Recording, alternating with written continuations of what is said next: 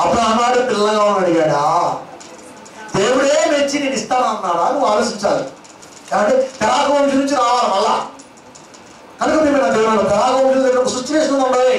అది కూడా గుర్తు పెట్టుకుని మాట్లాడాలి జాగ్రత్తగా. చాలా చిన్నగా ఉంటుంది ప్రశ్న, ఆలోచిస్తేనే పోద్ది. కనుక మేము నా దేవుడు పెట్టు దగ్గరకు వచ్చేద్దాం. కనుక నా మందిరము ఆహారం ఉన్నట్టు 10వ మీరు నా మందిర ప్రయోజనం తీసుకోకండి. దీన్ని చేసి అంటే మందిరంలోకి తెచ్చి అడగండి. సువార్త నిమిత్తం వాక్య నిమిత్తం నీ కష్టపడుతున్నప్పుడు ఇప్పుడు అడుగు, దేవా నాకు లేకపోయినా నీ కొరకు ఇచ్చాను, నీ మాట మాకు ఇస్తున్నాను, ఇప్పుడు నా పరిస్థితి ఏంటి, నన్ను ఒకసారి కనికరించవా? ఇంకా నువ్వు ఉపయోగపడతా, ఇంకా నువ్వు ఉపయోగపడతానంటే నీ చెయ్యి ఇలా ఇస్తూనే ఉంటాడు దేవుడు. నీ చెయ్యిలో ఏది కొనుగోడు ఉపయోగపడే మనసు ఉంటే అలా వెళ్ళిపోతూనే ఉంటుంది. ఆ చెయ్యి ఆగదు, ఇంకా ఎంత ఖర్చు చేసినా వస్తూనే ఉంటుంది. ఇంకా దానికి ఇంకే ఆకాశం వాకిని తిరిగితే ఆకాశానికి ఇంకా ఇంకేముందా? వాడు ఆగిద్దా? వాడు ఆగదు. ఒకసారి ఇప్పాడు ఆ వాడు కాలం ఆగిద్దా? ఆగదా. కానీ ఇక్కడ కృపిపుతా అంటున్నాడు. ఆ కృప ఇక్కడ ఆగదరా. నీ కుటుంబం టాప్లో ఉంటుంది. అదే చెబుతున్నాడు ఆయన. పట్టశాలంత విస్తారముగా దీవెనను కుమ్మరించాడు. నువ్వు తప్పులతో పోతావు, నీ కుటుంబంలో గొప్ప మేలు జరుగుతాయి. ఇంత గొప్పగా దేవుళ్ళు ఉంటే ఇదిగో శుక్రవారం అనగా ఆదివారం అనగా ఎప్పుడు పెడతప్పుడు సువార్త పనులు ఉంటుంటాయి. నువ్వు నా కష్టం దేవుడు ఉపయోగపడుతుంటాయి. నాకు తీస్తున్న దేవుడి కృప, ఇస్తున్న దేవుడి కృప ఇంత గొప్పగా ఉంటుందా? నువ్వు ఆలోచించు. నువ్వు సంపాదించిన ఎంత వస్తాయి? దేవుడు చూపేస్తే ఎంత వస్తాయి తెలుసా? ఎక్స్పెక్ట్ చేయడం. అదండి ఆకాశవాణి చెప్పడం అంటే. ఇంత గొప్పగా జ్ఞాపకం ఉంచుకుంటున్నాడు దేవుడు. కష్టపడుతున్నాడు, వీటికి ఏమన్నా చేయాలి. కాబట్టి చాలా మంది కష్టపడి పనిచేస్తున్నాడు. అడగకుండా పెట్టాలనిపిస్తుంటుంది. మనకి అడగాల్సిన అవసరం లేదు, పెట్టాలనిపిస్తుంటుంది. ఆ బిడ్డకి ఏదైనా చేయాలి. కష్టపడే తత్వం ఉంటే ఆటోమేటిక్గా మనసు కరిగిపోతుందా? మరి మనకే కలిగితే దేవుడు గారు కదా, దేవుడు కలిగితే కదా కలుగుతుంది. అందుకే నువ్వు పట్టలేవు. సైన్యములకు అధిపతిగా యెహోవా సెలవిచ్చుచున్నాడు, మాట ఇస్తున్నాడు రా. జ్ఞాపకం చేసుకో. ఈరోజు నువ్వు ఆయన జ్ఞాపకాల్లో ఉన్నావు, అందుకే మాటిచ్చాడు. జ్ఞాపకాలు ఉన్నావు, అందుకే మాటిచ్చాడు. చివరి మాట, ఈ మాట చాలా గొప్పది.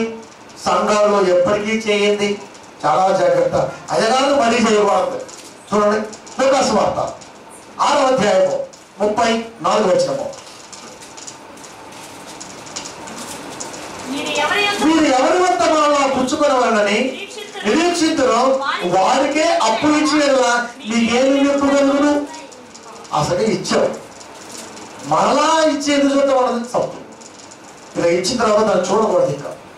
ఇక వెనక్కి తిరిగి ఆలోచించకూడదు. ఏమి ప్రయోజనం?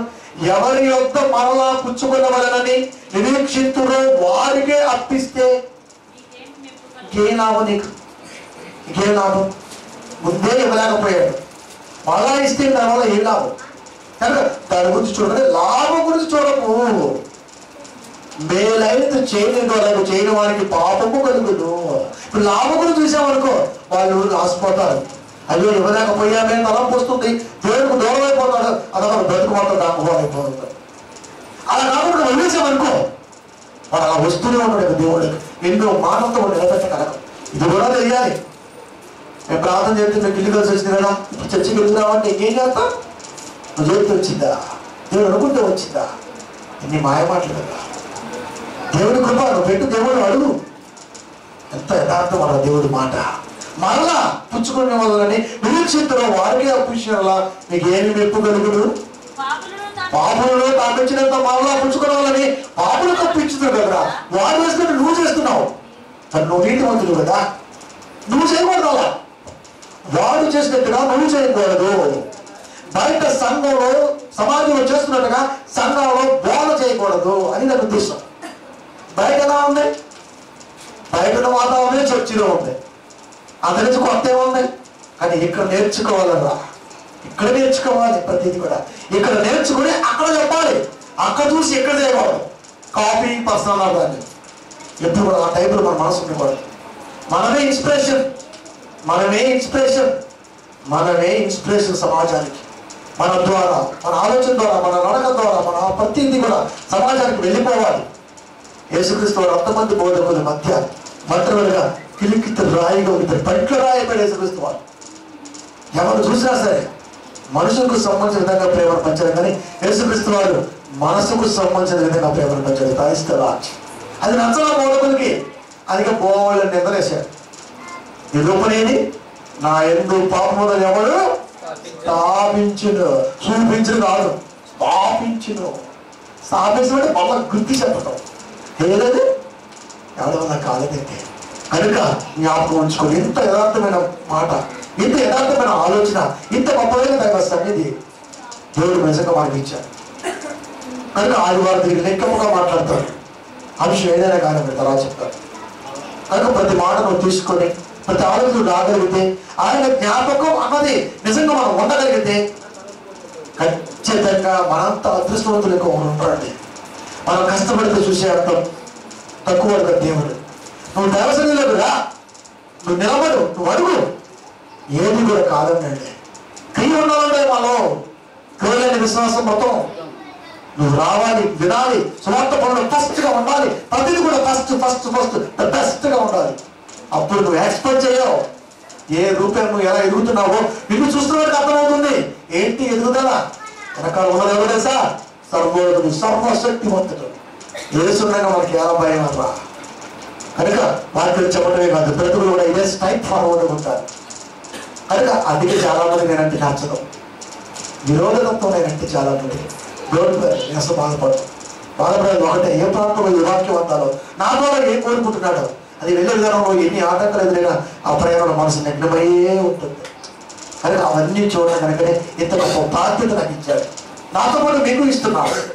ప్రతి విషయాన్ని కూడా క్షుణ్ణంగా ఆలోచించి నడవగలిగితే ఇదిగో శరీరపరంగా కానీ, ఆత్మానుసారంగా కానీ, కుటుంబపరంగా కానీ ఖచ్చితంగా మనం పొద్దుకునే మేలు పట్టజాలంతా స్థానం. పట్టుకోవాలి మరి, పట్టజాలంతా అన్నాడు. ఎంత పట్టుకుంటూ పట్టుకో, కానీ పంచుతూనే ఉండు. పట్టుకున్నా దాచుకోకు, దోసుకోకు. నీకు ఇస్తున్న కుటుంబాలు 10 మందికి పంచిపెట్టు. వాక్యం లేదు ఎక్కడ, మందిరాలు వాక్యాలు లేవు. ఆ వాక్యం వెళ్ళాలి అంటే మనం వెళ్ళాలి. కనుక ఇస్తున్న దేవుని 10 మందికి పంచుకుంటూ ప్రతిదీ కూడా దేవుని చిత్తాలు జరిగించుకుంటూ పోతే ఎంతకంటే ధన్యత, ఇంతకంటే సంతోషం ఎక్కడ దొరకదండి.